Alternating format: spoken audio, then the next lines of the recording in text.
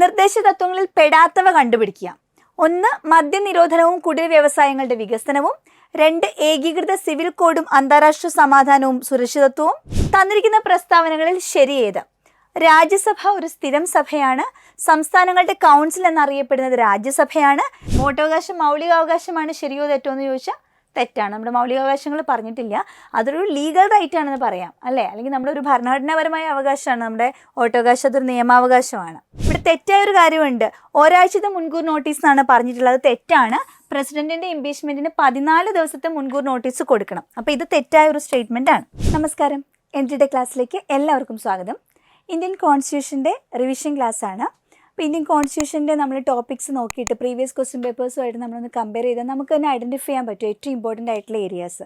നമുക്ക് സ്ഥിരമായിട്ട് ചോദ്യങ്ങൾ ചോദിക്കുന്ന ഏരിയാസിനെ ബേസ് ചെയ്തുകൊണ്ട് പ്രീവിയസ് ക്വസ്റ്റ്യൻസിനെ ബേസ് ചെയ്തുകൊണ്ടാണ് നിങ്ങൾക്ക് റിവിഷൻ ക്ലാസ് നിങ്ങളിലേക്ക് എത്തിക്കുന്നത്.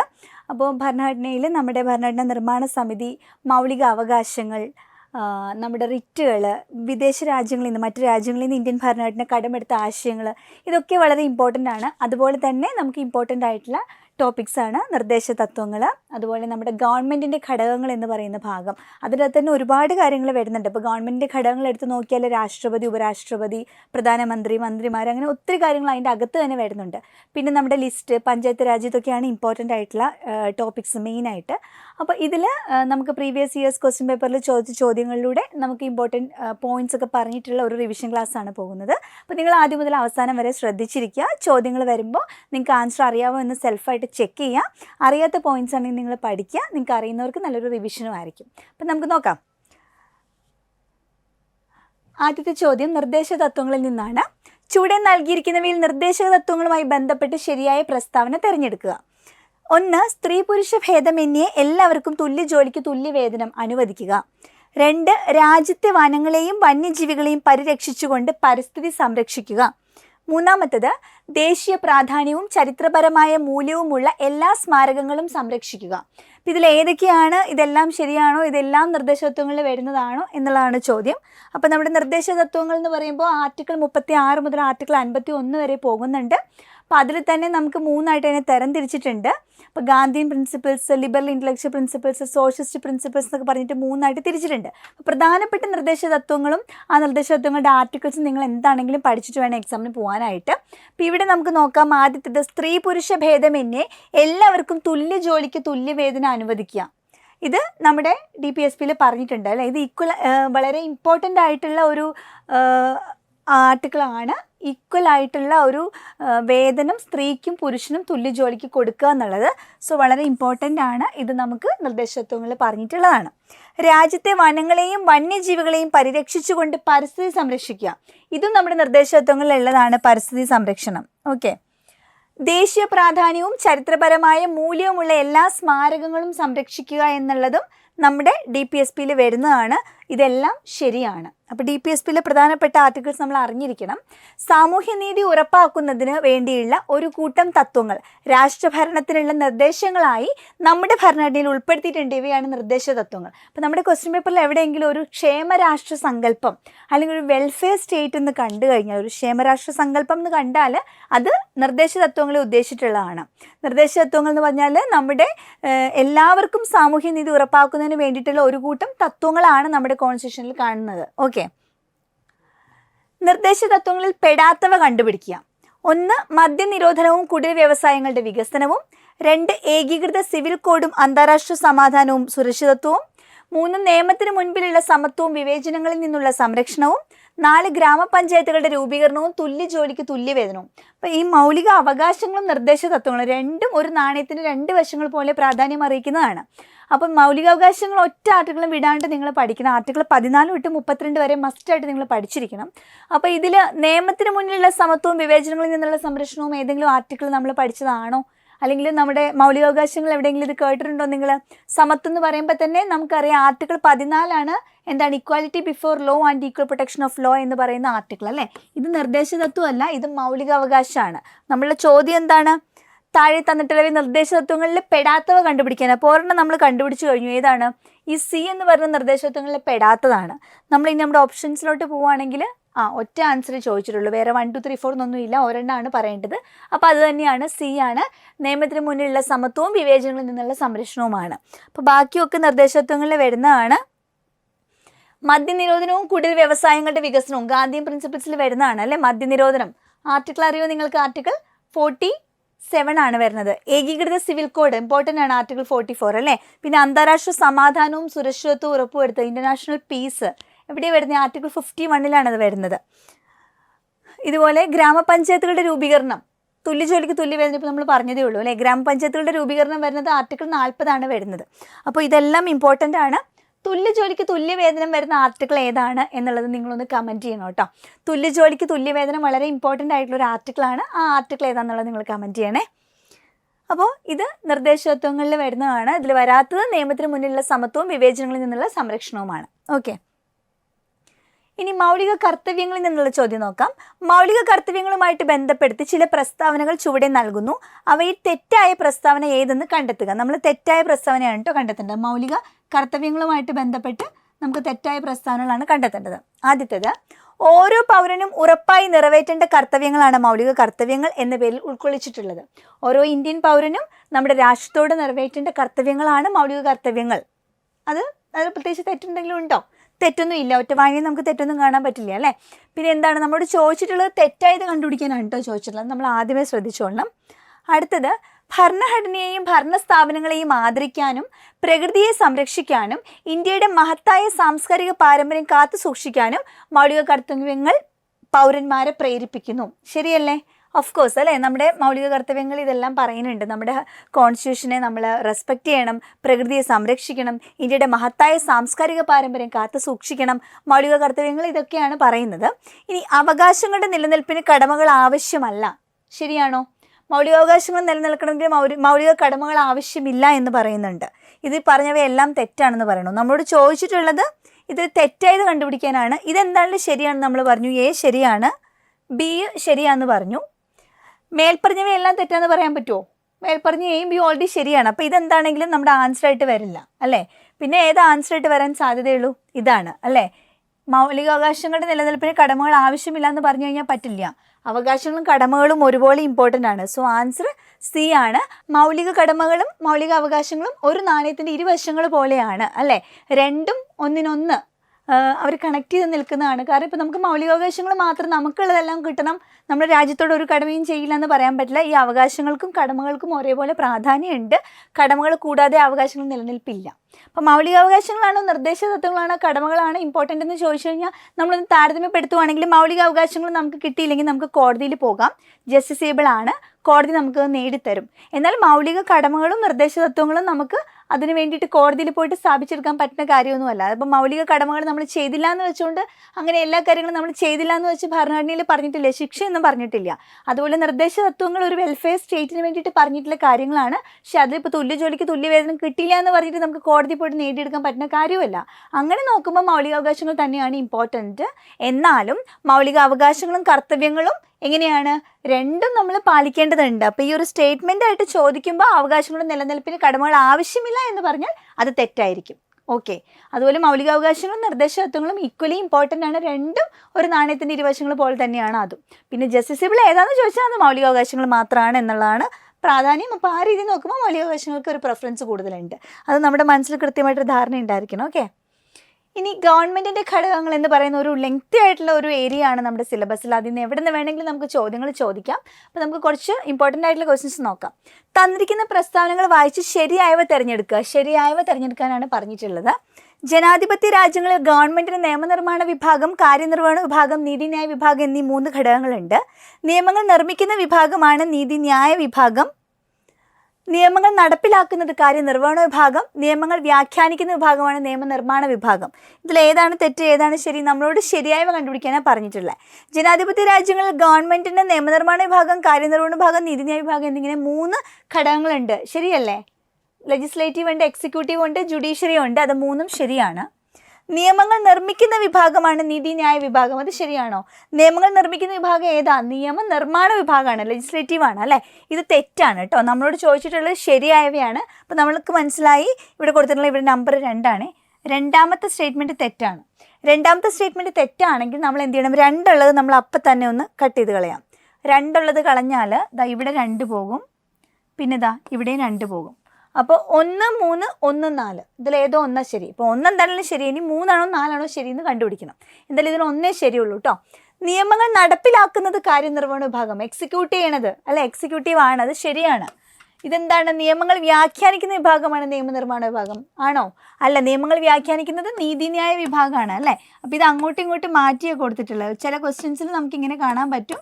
ഇപ്പോൾ ഇവിടെ നിയമനിർമ്മാണ വിഭാഗം മാറ്റി നീതിന്യായ വിഭാഗം ആക്കിയിട്ട് ആദ്യത്തേൻ്റെ അകത്ത് നമ്മുടെ ഈ ഒരു നീതിന്യായം മാറ്റി നിയമനിർമ്മാണം ആക്കിയെങ്കിൽ അത് ശരിയായേനെ. അപ്പോൾ ഈ രണ്ടാമത്തതും അതുപോലെ ഈ ഒരു 4-മത്തതും തമ്മിൽ അങ്ങോട്ടും ഇങ്ങോട്ടും അവർ മാറ്റിയിട്ടിട്ടുള്ളത്. അതുകൊണ്ടിട്ടാണ് 2ഉം 4ഉം തെറ്റായത്. സോ റൈറ്റ് ആൻസർ ഏതാണ്? റൈറ്റ് ആൻസർ എന്ന് പറയുന്നത് 1ഉം 3ഉം ആണ്. നിയമങ്ങൾ നിർമ്മിക്കുന്ന നിയമനിർമ്മാണ വിഭാഗം, നിയമങ്ങൾ വ്യാഖ്യാനിക്കുന്നത് നീതിന്യായ വിഭാഗമാണ്. നീതിന്യായ വ്യവസ്ഥയുടെ പരമോന്നത സ്ഥാപനം ഏത്? ലോകസഭ, പാർലമെന്റ്, സുപ്രീം കോടതി, രാജ്യസഭ. പരമോന്നത സ്ഥാപനം എന്ന് പറയുമ്പോഴേ നമുക്കറിയാം അല്ലേ, പരമോന്നത സ്ഥാപനം ഏതാണ്? സുപ്രീം കോടതിയാണ്. ഇന്ത്യയുടെ നിയമനിർമ്മാണ സഭ സമ്മേളിക്കുന്നത് എവിടെയാണ് സമ്മേളിക്കുന്നത്? പാർലമെന്റ് മന്ദിരത്തിലാണ് സമ്മേളിക്കുന്നത്. പാർലമെന്റിലാണ് നമ്മുടെ നിയമനിർമ്മാണ സഭ സമ്മേളിക്കുന്നത്. ഇന്ത്യയിലെ നിയമനിർമ്മാണ വിഭാഗവുമായിട്ട് ബന്ധപ്പെട്ട് തന്നിരിക്കുന്ന പ്രസ്താവനകളിൽ ശരിയേത്? ഏതാണ്? ഇന്ത്യയുടെ നിയമനിർമ്മാണ വിഭാഗം പാർലമെന്റ് എന്ന പേരിൽ അറിയപ്പെടുന്നു. രാഷ്ട്രപതി, രാജ്യസഭ, ലോകസഭ എന്നിവ ഉൾക്കൊള്ളുന്നതാണ് ഇന്ത്യൻ പാർലമെന്റ്. ഇന്ത്യൻ പാർലമെന്റ് ദ്വിമണ്ഡല നിയമനിർമ്മാണ സഭ എന്നറിയപ്പെടുന്നു. ഇന്ത്യൻ പാർലമെന്റിലെ അധോസഭ എന്നറിയപ്പെടുന്ന രാജ്യസഭയാണ്.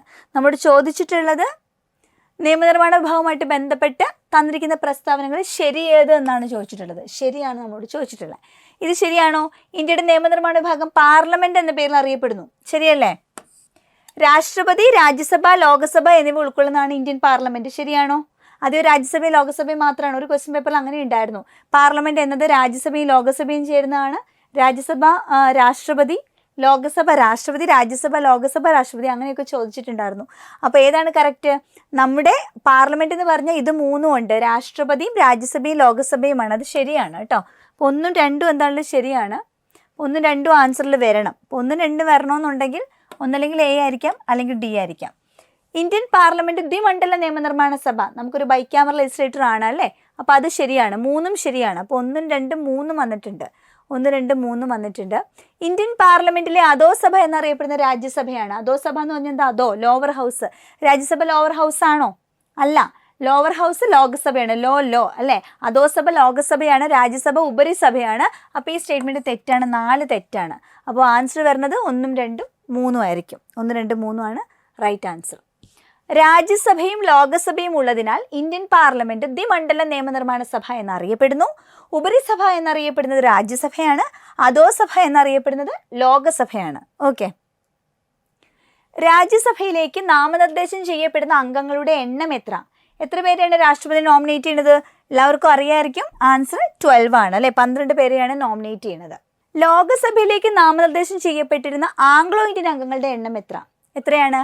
ആംഗ്ലോ ഇന്ത്യൻ അംഗങ്ങൾ 2 പേരായിരുന്നു. ഇപ്പോൾ ഇല്ല അല്ലേ. 2 പേരെ ആയിരുന്നു. 2020 104 ഭേദഗതി പ്രകാരം ആ സംവരണം നിർത്തലാക്കി. ഇപ്പോൾ ആ 2 പേരുടെ നാമനിർദ്ദേശം ഇല്ല. അപ്പം നേരത്തെ ലോകസഭയിലേക്ക് 2 പേരെ ആംഗ്ലോ ഇന്ത്യൻ പ്രതിനിധികളെ ലോകസഭയിലേക്ക് നാമനിർദ്ദേശം ചെയ്തിട്ടുണ്ടായിരുന്നു. ഇപ്പം അതില്ല. 104 ഭേദഗതി പ്രകാരമാണ് ഈ ഒരു ആംഗ്ലോ ഇന്ത്യൻ ആ ഒരു നോമിനേഷൻ നിർത്തലാക്കിയിട്ടുള്ളത്. 2020 104 ഭേദഗതി പ്രകാരം. തന്നിരിക്കുന്ന പ്രസ്താവനകളിൽ ശരിയേത്? രാജ്യസഭ ഒരു സ്ഥിരം സഭയാണ്. സംസ്ഥാനങ്ങളുടെ കൗൺസിൽ എന്നറിയപ്പെടുന്നത് രാജ്യസഭയാണ്. രാജ്യസഭയിൽ അധ്യക്ഷ പദവി അലങ്കരിക്കുന്നത് ഉപരാഷ്ട്രപതിയാണ്. ഇതിൽ ശരിയേതാ? രാജ്യസഭ ഒരു സ്ഥിരം സഭയാണോ? യെസ്, ഇറ്റ് ഈസ് അല്ലേ. ഒരു പെർമനന്റ് ഹൗസ് ആണ്, സ്ഥിരം സഭയാണ്. സംസ്ഥാനങ്ങളുടെ കൗൺസിലാണോ? കൗൺസിൽ ഓഫ് സ്റ്റേറ്റ്സ് എന്നറിയപ്പെടുന്നത് രാജ്യസഭയാണ്. രാജ്യസഭയിൽ അധ്യക്ഷ പദവി അലങ്കരിക്കുന്നത് ഉപരാഷ്ട്രപതിയാണ്. ആണോ? രാജ്യസഭയുടെ ചെയർമാൻ ഉപരാഷ്ട്രപതിയാണ്. ഇത് 3ഉം ശരിയാണ്. രാജ്യസഭയിലേക്ക് തിരഞ്ഞെടുക്കപ്പെട്ട അംഗങ്ങളുടെ എണ്ണം 243 ആണ്. ഇത് ശരിയാണോ? രാജ്യസഭയിൽ 12 പേരെ നോമിനേറ്റ് ചെയ്യുന്നുണ്ട്. തിരഞ്ഞെടുക്കപ്പെടുന്ന 243 ആണോ?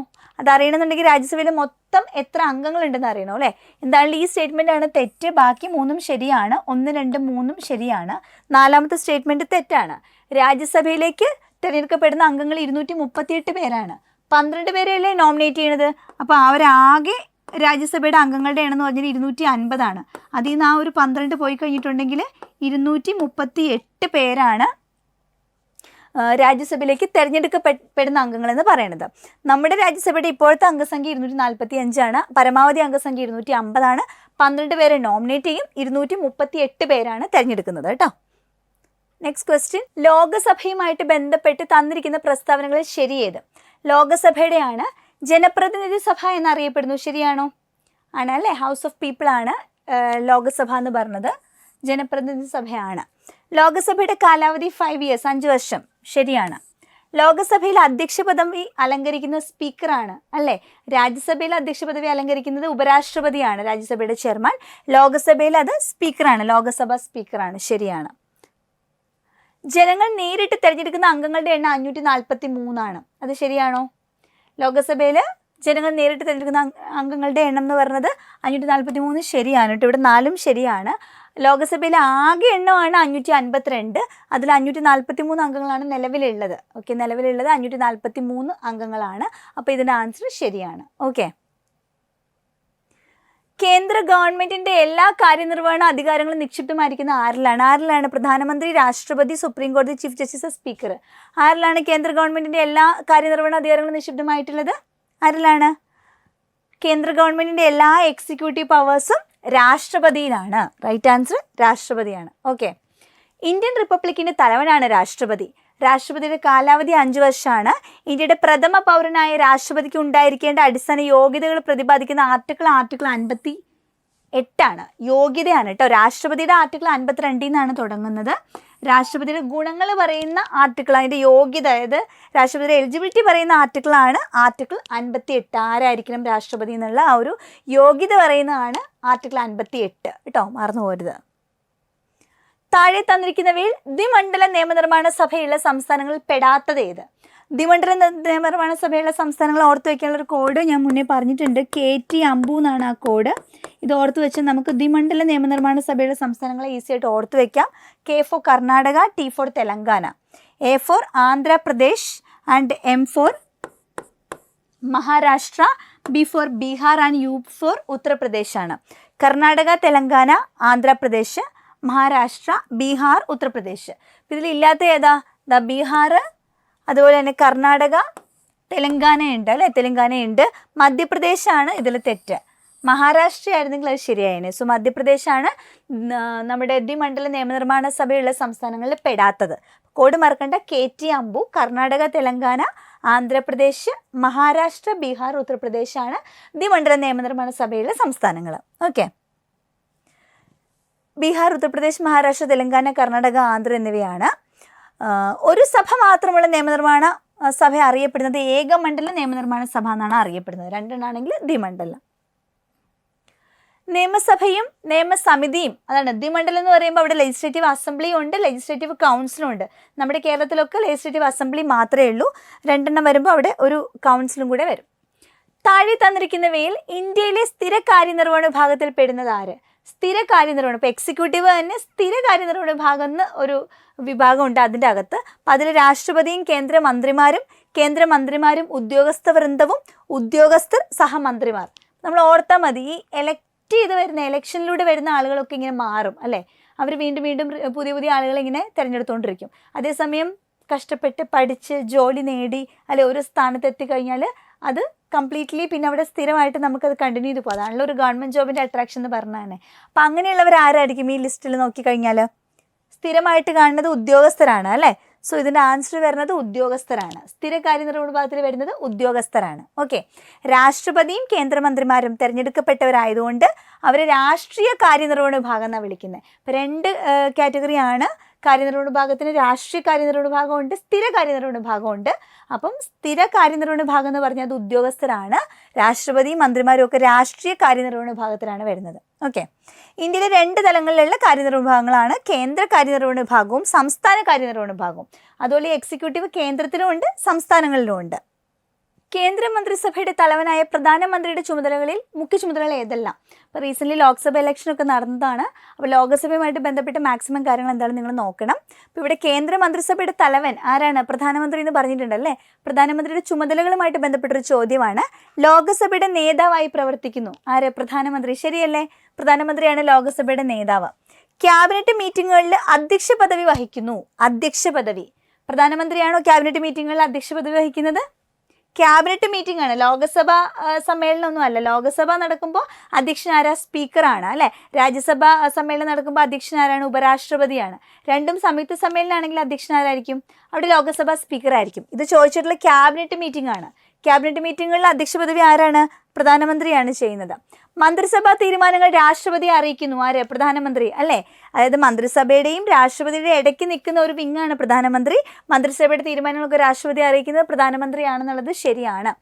ക്യാബിനറ്റ് മന്ത്രിമാരും സഹമന്ത്രിമാരും ഉപമന്ത്രിമാരും അടങ്ങിയ കേന്ദ്ര മന്ത്രിസഭയുടെ പ്രവർത്തനം ഏകോപിപ്പിക്കുന്നു പ്രധാനമന്ത്രി. ഓഫ് കോഴ്സ് ശരിയാണ് അല്ലേ.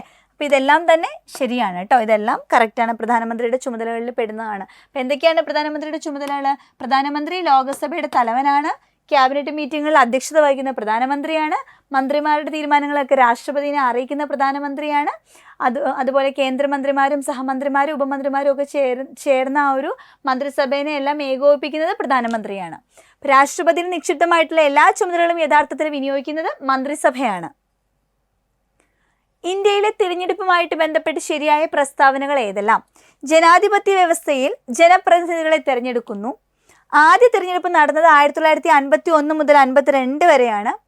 പ്രത്യക്ഷ തിരഞ്ഞെടുപ്പ് രീതി, പരോക്ഷ തിരഞ്ഞെടുപ്പ് രീതി എന്നിങ്ങനെ 2 രീതികൾ പിന്തുടരുന്നു. പ്രത്യക്ഷ തിരഞ്ഞെടുപ്പ് രീതിയിൽ കേവല ഭൂരിപക്ഷ സമ്പ്രദായവും പരോക്ഷ തിരഞ്ഞെടുപ്പ് രീതിയിൽ ആനുപാതിക പ്രാതിനിധ്യ വ്യവസ്ഥയും സ്വീകരിച്ചിരിക്കുന്നു. അപ്പം ഇതിൽ നമ്മളോട് ചോദിച്ചിട്ടുള്ളത് ശരിയായ പ്രസ്താവനയാണ് കേട്ടോ. ജനാധിപത്യ വ്യവസ്ഥയിൽ ജനപ്രതിനിധികളെ തിരഞ്ഞെടുക്കുന്നു. ശരിയല്ലേ? നമ്മൾക്ക് ഒരു ജനാധിപത്യ വ്യവസ്ഥയാണ്, അവിടെ നമ്മളാണ് നമ്മുടെ ജനപ്രതിനിധികളെ തിരഞ്ഞെടുക്കുന്നത്. അത് ശരിയാണ്. ആദ്യ തിരഞ്ഞെടുപ്പ് നടന്നത് 1951 മുതൽ 52 വരെ ആണോ? ഇലക്ഷൻ ആദ്യമായിട്ട് നടന്ന ടൈം പീരീഡാണ് 51-52. അത് ശരിയാണ്. പ്രത്യക്ഷ തെരഞ്ഞെടുപ്പ് രീതി, പരോക്ഷ തെരഞ്ഞെടുപ്പ് രീതി എന്നിങ്ങനെ 2 രീതികൾ ഇന്ത്യയിലുണ്ട് അല്ലേ. നമ്മുടെ രാഷ്ട്രപതിനെയും നമ്മുടെ രാജ്യസഭയിലെ എംപിമാരെയൊക്കെ നമ്മൾ ഡയറക്റ്റ് അല്ലല്ലോ. അപ്പോൾ പ്രത്യക്ഷമുണ്ട് പരോക്ഷമുണ്ട്. നമുക്ക് പ്രത്യക്ഷ തെരഞ്ഞെടുപ്പ് രീതിയിൽ ഡയറക്റ്റ് ഇലക്ഷനിൽ കേവല ഭൂരിപക്ഷ സമ്പ്രദായം FPTP നമ്മളിപ്പോൾ ചെയ്യുന്ന പോലെ അല്ലെ, നമ്മൾ ഓരോരുത്തർക്ക് വോട്ട് ചെയ്യുന്നു, അതിൽ ഭൂരിപക്ഷം കിട്ടുന്ന ആളെ തിരഞ്ഞെടുക്കുന്നു, അങ്ങനെ അതാണെന്ന്. പരോക്ഷ രീതിയിലാണെങ്കിൽ ആനുപാതിക പ്രാതിനിധ്യ വ്യവസ്ഥ. രാഷ്ട്രപതിയുടെ ഇലക്ഷനൊക്കെ ഡയറക്റ്റ് വോട്ടിങ്ങിൽ അവിടെ ആനുപാതിക പ്രാതിനിധ്യ വ്യവസ്ഥയാണ്. അപ്പോൾ ഇത് രണ്ടും ശരിയാണ് കേട്ടോ. ഇത് നമ്മൾ കറക്റ്റാണ്, 3ഉം കറക്റ്റാണ്.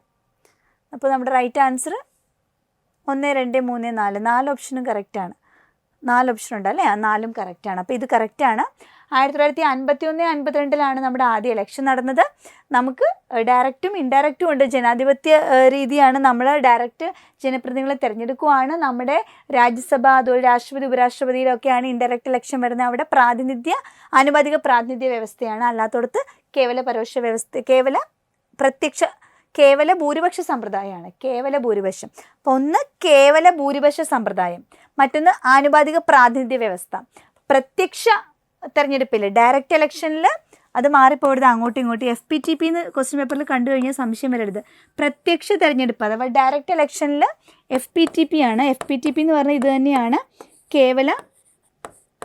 FPTP ഇത് തന്നെയാണ് എന്ത്? കേവല ഭൂരിപക്ഷം കേട്ടോ. കേവല ഭൂരിപക്ഷ സമ്പ്രദായമാണ് FPTPയിൽ വരുന്നത്. ഡയറക്റ്റ് ഇലക്ഷനിൽ അതാണ്. ഇനി പരോക്ഷ തെരഞ്ഞെടുപ്പ് രീതിയിലാണ് എന്തുള്ളത്? ആനുപാതിക പ്രാതിനിധ്യ വ്യവസ്ഥ എന്ന് പറയുന്നതുള്ളത്. റെപ്രസെൻറ്റേറ്റീവ് സിസ്റ്റം ഉള്ളത് എവിടെയാണ്? അത് പരോക്ഷ തെരഞ്ഞെടുപ്പിലാണ് ഉള്ളത്. അങ്ങോട്ടും ഇങ്ങോട്ടും മാറിപ്പോകരുത്. അപ്പോൾ ഇവിടെ പറഞ്ഞിട്ടുള്ള സ്റ്റേറ്റ്മെൻറ്റ്സ് 4 ശരിയാണ്. ഇന്ത്യയിലെ വോട്ടവകാശം നിയമാവകാശമാണ്. വോട്ടവകാശം മൗലികാവകാശമാണ്. ശരിയോ തെറ്റോ എന്ന് ചോദിച്ചാൽ തെറ്റാണ്. നമ്മുടെ മൗലികാവകാശങ്ങൾ പറഞ്ഞിട്ടില്ല. അതൊരു ലീഗൽ റൈറ്റ് ആണെന്ന് പറയാം അല്ലേ, അല്ലെങ്കിൽ നമ്മുടെ ഒരു ഭരണഘടനാപരമായ അവകാശമാണ്. നമ്മുടെ വോട്ടവകാശം അതൊരു നിയമാവകാശമാണ്. പുതിയ പാർലമെൻറ്റ് മന്ദിരം വന്നു നമുക്കറിയാം. അതുമായിട്ട് ബന്ധപ്പെട്ട് കുറച്ച് പോയിന്റ്സ് നോക്കാം. ഇന്ത്യയുടെ പുതിയ പാർലമെൻറ്റ് മന്ദിരത്തിന് തറക്കല്ലിട്ടത് ആരാണ്? നരേന്ദ്രമോദിയാണ്, നമ്മുടെ പ്രധാനമന്ത്രി. 2020 ഡിസംബർ മാസം 10-ാം തീയതിയാണ് അദ്ദേഹം അതിന് തറക്കല്ലിട്ടത്.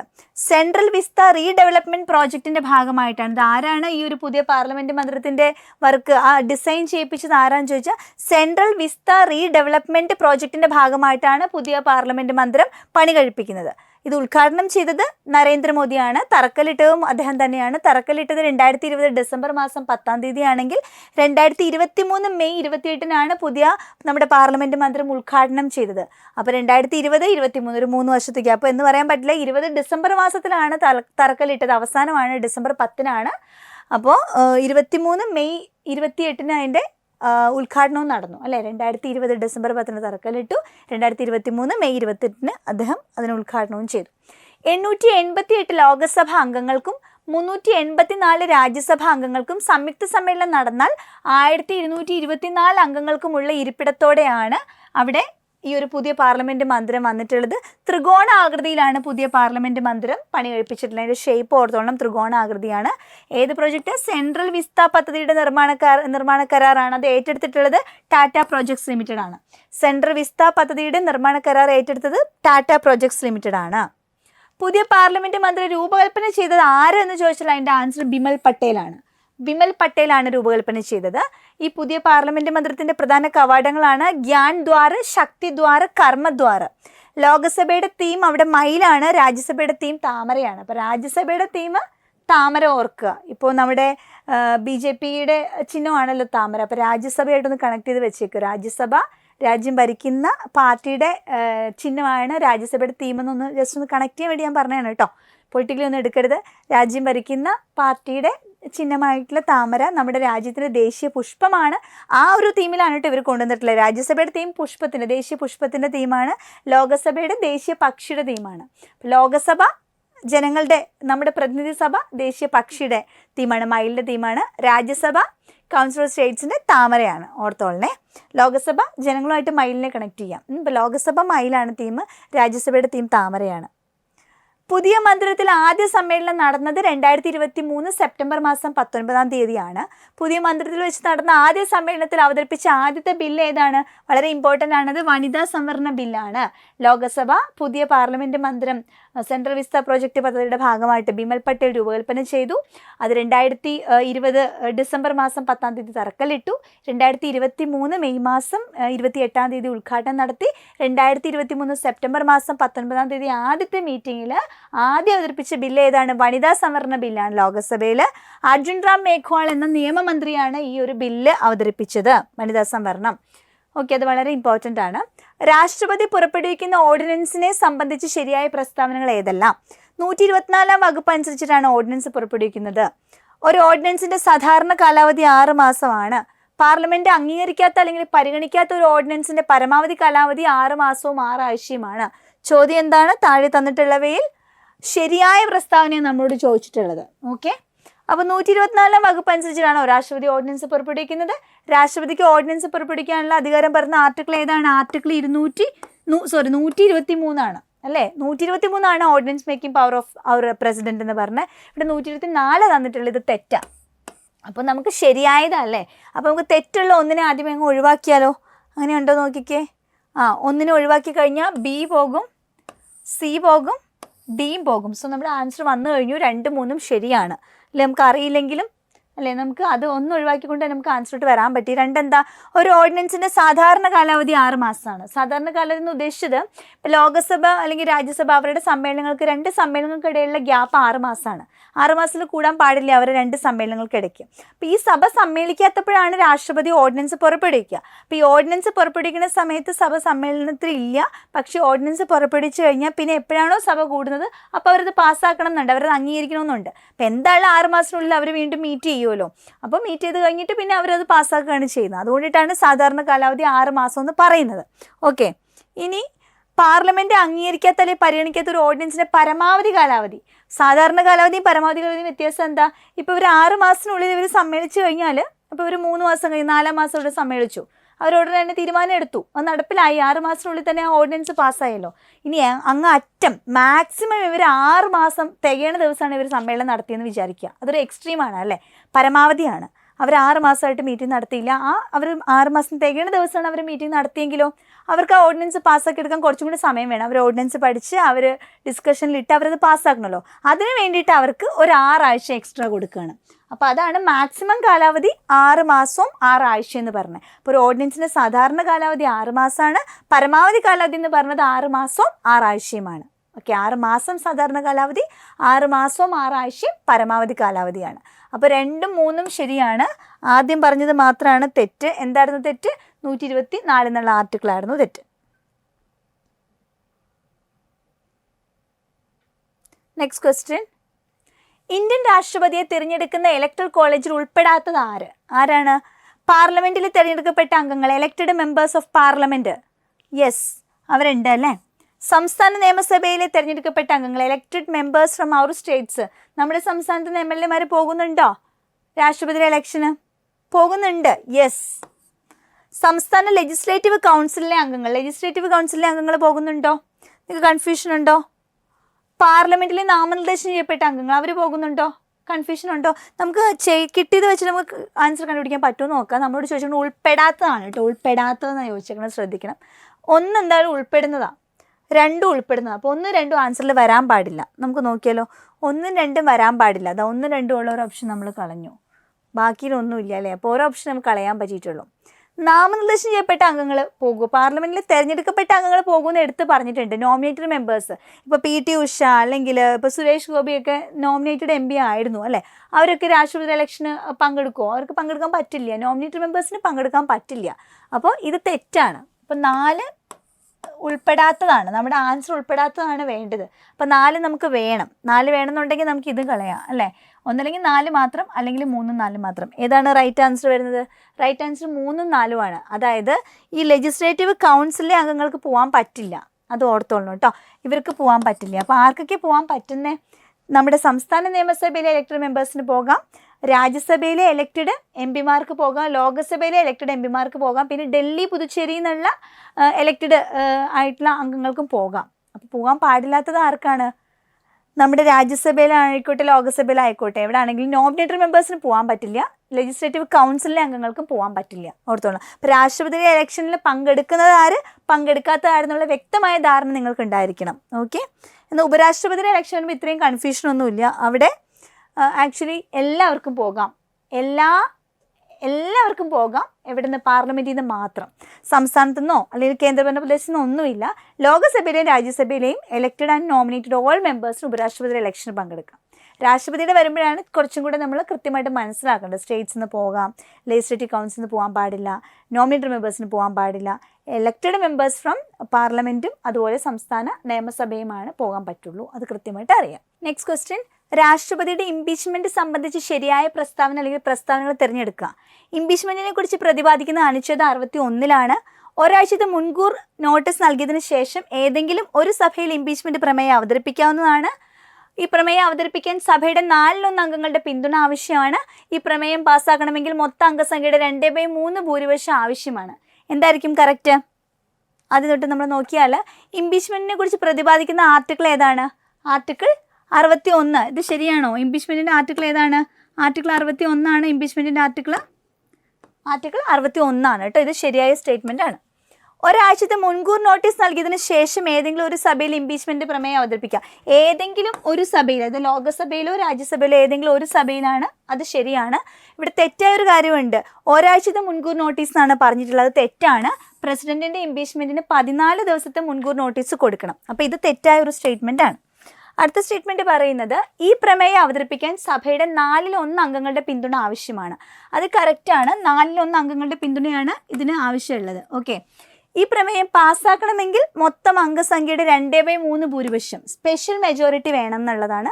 അതും കറക്റ്റാണ്. അപ്പോൾ രാഷ്ട്രപതിയുടെ ഇംപീച്ച്മെൻറ്റിൻ്റെ പ്രൊസീജിയറാണ് പറഞ്ഞിട്ടുള്ളത്. രാഷ്ട്രപതിനെ ഇംപീച്ച് ചെയ്യണം എന്നുണ്ടെങ്കിൽ ഒരു പ്രമേയം അവതരിപ്പിക്കണം. അത് ലോകസഭയിലാണോ രാജ്യസഭയിലാണോ എന്ന് ചോദിച്ചാൽ ഏതെങ്കിലും ഒരു സഭയിൽ അവതരിപ്പിക്കാം. ഇനി അത് എത്ര ദിവസം മുൻപാണെന്ന് ചോദിച്ചാൽ 14 ദിവസത്തെ മുൻകൂർ നോട്ടീസാണ് പറയുന്നത്. അതുപോലെ ആർട്ടിക്കിൾ 61 ഇംപീച്ച്മെൻറ്റിനെ പറ്റി പറയുന്നത്. ആ പ്രമേയം അവതരിപ്പിക്കാനായിട്ട് എത്ര അംഗങ്ങളുടെ പിന്തുണ വേണം? 4/1 അംഗങ്ങളുടെ പിന്തുണ വേണം, 2/3 ഭൂരിപക്ഷം വേണം. ഓക്കെ. അപ്പോൾ ഇവിടെ ആൻസർ വരുന്നത് നമുക്ക് 1, 3, 4 ശരിയാണ്. ആ 14 ദിവസം എന്ന് പറയത്താണ് തെറ്റിയത്. സ്പീക്കറുമായിട്ട് ബന്ധപ്പെട്ട ശരിയായവ കണ്ടെത്തുക എന്നുള്ളതാണ്. ലോക്സഭാ സ്പീക്കറായ ആദ്യ കമ്മ്യൂണിസ്റ്റുകാരനാണ് സോമനാഥ ചാറ്റർജി. ലോക്സഭാ സ്പീക്കറെ തിരഞ്ഞെടുക്കുന്നത് ലോക്സഭാ അംഗങ്ങൾ അവരുടെ ഇടയിൽ നിന്നാണ്. ലോക്സഭാ സ്പീക്കറുടെ തെരഞ്ഞെടുപ്പ് തീയതി തീരുമാനിക്കുന്നത് പ്രധാനമന്ത്രിയാണ്. ഇതിൽ നമ്മളോട് ചോദിച്ചിട്ടുള്ളത് ആദ്യമേ നമ്മൾ നോക്കുക, ശരിയായ സ്റ്റേറ്റ്മെൻ്റ് ആണ് ചോദിച്ചിട്ടുള്ളത്. ശരിയാണോ? ലോക്സഭയുടെ സ്പീക്കറായ ആദ്യ കമ്മ്യൂണിസ്റ്റുകാരൻ സോമനാഥ ചാറ്റർജി ശരിയാണ് കേട്ടോ. ലോക്സഭാ സ്പീക്കറെ തിരഞ്ഞെടുക്കുന്ന ലോക്സഭാ അംഗങ്ങൾ അവരുടെ ഇടയിൽ നിന്ന് തന്നെയാണ്. ശരിയല്ലേ? സ്പീക്കറെ ആ അംഗങ്ങളുടെ ഇടയിൽ നിന്നാണ് തിരഞ്ഞെടുക്കുന്നത്. അതും ശരിയായ സ്റ്റേറ്റ്മെൻ്റ് ആണ്. ലോക്സഭാ സ്പീക്കറുടെ തെരഞ്ഞെടുപ്പ് തീയതി തീരുമാനിക്കുന്ന പ്രധാനമന്ത്രിയാണ്. ഇതാണ് തെറ്റ്. സ്പീക്കറുടെ ഇലക്ഷൻ ഡേറ്റ് തീരുമാനിക്കുന്നത് ഇന്ത്യൻ പ്രസിഡന്റ് ആണ്. സോ സ്റ്റേറ്റ്മെൻറ്റ് 3 ആണ് തെറ്റ്. നമ്മളോട് ചോദിച്ചിട്ടുള്ളത് എന്താണ്? ശരിയായവ കണ്ടെത്താനാണ്. അതുകൊണ്ട് 1ഉം 2ഉം നമുക്ക് ശരിയാണ്, 3 ആണ് തെറ്റ്. ഓക്കെ. താഴെ തന്നിട്ടുള്ളവയിൽ തെറ്റായ പ്രസ്താവന ഏത്? ലോക്സഭയുടെ കാലാവധി കഴിഞ്ഞാലും പുതിയ സഭ സമ്മേളിക്കുന്നത് വരെ സ്പീക്കർ തുടരുന്നു. ശൂന്യവേളയെക്കുറിച്ച് പാർലമെന്റിന്റെ നിയമ നടപടികളിൽ പരാമർശിച്ചിട്ടില്ല. ഒരു ലോക്സഭാ അംഗത്തിന് ഒരു ദിവസം ചോദിക്കാവുന്ന ചോദ്യങ്ങളുടെ എണ്ണം 10 ആണ്. പാർലമെന്റിന്റെ 2 സമ്മേളനങ്ങൾക്കിടയിലെ പരമാവധി ദൈർഘ്യം 6 മാസമാണ്. ഇതാണ് നമുക്ക് ചോദ്യം തന്നിട്ടുള്ളത്. ഇത് നമ്മളോട് ചോദിച്ചിട്ടുള്ളത് തെറ്റായ പ്രസ്താവനയാണ് ചോദിച്ചിട്ടുള്ളത്. ഇതിൽ ഏതെങ്കിലും ഒരു പ്രസ്താവനയാണ് തെറ്റുള്ളൂ. അപ്പോൾ ഏതൊക്കെയാണ് നമുക്ക് 1 by 1 ആയിട്ട് നോക്കാം. ലോക്സഭയുടെ കാലാവധി കഴിഞ്ഞാലും പുതിയ സഭ സമ്മേളിക്കുന്നവരെ സ്പീക്കർ തുടരുന്നു. ശരിയല്ലേ ഈ സ്റ്റേറ്റ്മെൻറ്റ്? സ്പീക്കർ പുതിയ സഭ സമ്മേളിക്കുന്നവരെ ആ സ്പീക്കർ തുടരുന്നു എന്നുള്ളത് ശരിയാണ്. ശൂന്യവേളയെക്കുറിച്ച് പാർലമെന്റിന്റെ നിയമ നടപടികളിൽ പരാമർശിച്ചിട്ടില്ല. നമ്മുടെ കോൺസ്റ്റിറ്റ്യൂഷനിൽ എവിടെയും ഇങ്ങനെ ഒരു 0 അവറിനെ പറ്റിയിട്ട് മെൻഷൻ ചെയ്തിട്ടില്ല. അതൊരു കീഴ്വഴക്കം പോലെ തുടർന്നുകൊണ്ട് പോകുന്നതാണ്. അപ്പോൾ ഇത് ശരിയാണ്. ഭരണഘടനയിൽ അത് പറഞ്ഞിട്ടില്ല. ഒരു ലോക്സഭാ അംഗത്തിന് ഒരു ദിവസം ചോദിക്കാവുന്ന ചോദ്യങ്ങളുടെ എണ്ണം 10. അങ്ങനെയെങ്ങും കൃത്യമായിട്ട് പറഞ്ഞിട്ടില്ല. ഇതാണ് ഇവിടെ തെറ്റായ സ്റ്റേറ്റ്മെൻറ്റ്. പാർലമെന്റിലെ സമ്മേളനങ്ങൾക്കിടയിൽ നമ്മളിപ്പോൾ പറഞ്ഞു കഴിഞ്ഞു അല്ലേ, പരമാവധി ദൈർഘ്യം 6 മാസമാണ്. അത് ശരിയാണ്. സോ ഇവിടെ C ആണ് തെറ്റായ ഓപ്ഷൻ. ഓക്കെ. ഒരു ലോക്സഭാ അംഗത്തിന് ഒരു ദിവസം ചോദിക്കാവുന്ന ചോദ്യങ്ങളുടെ എണ്ണം 10 ആണെന്നുള്ളത് തെറ്റാണ്. നെക്സ്റ്റ് ക്വസ്റ്റ്യൻ, ധനകാര്യ ബില്ലുമായിട്ട് ബന്ധപ്പെട്ട് ശരിയായ പ്രസ്താവനകൾ കണ്ടെത്തുക. മണി ബില്ലാണ്, റിപ്പീറ്റ് ചെയ്ത് ചോദിക്കാറുണ്ട്. ധനകാര്യ ബില്ലിനെ കുറിച്ച് പ്രതിപാദിക്കുന്ന ആർട്ടിക്കിൾ 110 ആണ്.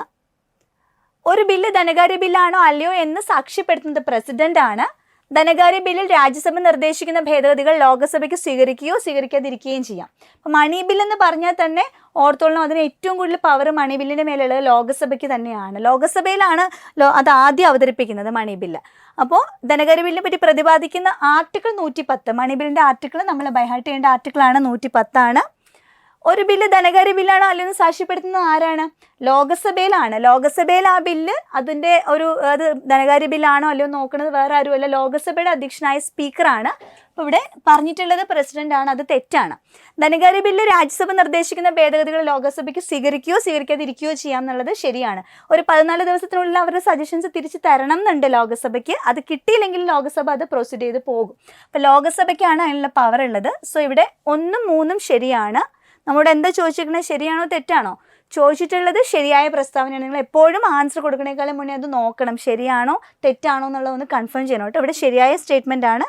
അപ്പോൾ 1ഉം 3ഉം ആണ് ശരി. നമ്മുടെ ആൻസർ ഓപ്ഷൻ B ആണ്. 1ഉം 3ഉം ശരിയാണ്. അപ്പോൾ നമ്മൾ ഇന്ന് കണ്ടത് ഗവൺമെൻറ്റിൻ്റെ ഘടകങ്ങൾ എന്നുള്ളൊരു ഭാഗവും നിർദ്ദേശ തത്വങ്ങളും മൗലിക കടമകളുമാണ്. ഇതുമായിട്ട് ബന്ധപ്പെട്ട ചോദ്യങ്ങളാണ് കണ്ടത്. അപ്പോൾ ഈ ഒരു ഗവൺമെൻറ്റിൻ്റെ ഘടകങ്ങൾ വളരെ ഇമ്പോർട്ടൻ്റ് ആണ്. എസ്പെഷ്യലി ഇപ്പോൾ ലോക്സഭ ഇലക്ഷനൊക്കെ നടന്നിട്ടുള്ളതുകൊണ്ട് ലോക്സഭ, രാജ്യസഭ, പ്രധാനമന്ത്രി, സ്പീക്കറൊക്കെ നിങ്ങൾ നന്നായിട്ട് നോക്കിയിട്ട് വേണം പോകാനായിട്ട്. ഇനി നമുക്ക് ഇമ്പോർട്ടൻ്റ് ആയിട്ടുള്ള ബാക്കി ഭാഗങ്ങളുടെ ഇമ്പോർട്ടൻറ്റ് ക്വസ്റ്റ്യൻസ് നമുക്ക് അടുത്തൊരു ക്ലാസ്സിൽ ഡിസ്കസ് ചെയ്യാം. അപ്പോൾ വീണ്ടും കാണുന്നവരേക്കും ബൈ. Thank you.